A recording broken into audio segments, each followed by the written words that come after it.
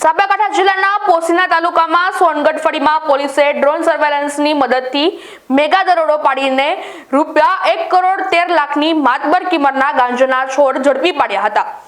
અધિક્ષકની સૂચના મુજબ PI, 2 PSI સહિતના કાફલાએ ડ્રોન સાથે દરોડો પાડ્યો હતો।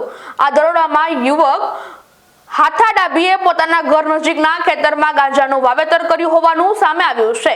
ખેતરમાંથી કુલ 558 ગાંજાના છોડ મળી આવ્યા હતા, જેનું વજન 226 કિલોગ્રામ થયું હતું। પોલીસે 1.13 કરોડની કિંમતના આ ગાંજાના જથ્થા સાથે આરોપી યુવકની ધરપકડ કરીને કાયદેસરની કાર્યવાહી હાથ ધરી છે।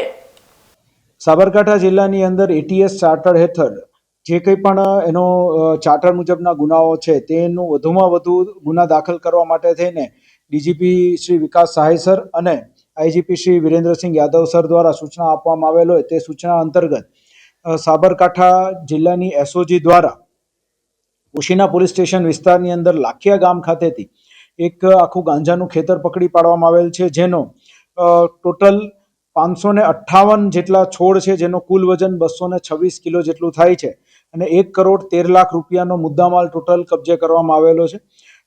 આ જે આખે ગાંજાનું ખેતરનું જેણે વાવેતર કરેલું હતું તે હામથાભાઈ ધર્માભાઈ ડાભી છે, જે આ લાખિયા ગામના રહેવાસી છે અને તેના દ્વારા આ ગાંજાના છોડ જે છે એને પછી સૂકવીને આગળ પ્રોસેસ કરી અન્ય લોકોને વેચવાનું આખું આ ગુનાહિત એક આખું કૌભાંડ કરવામાં આવેલું છે।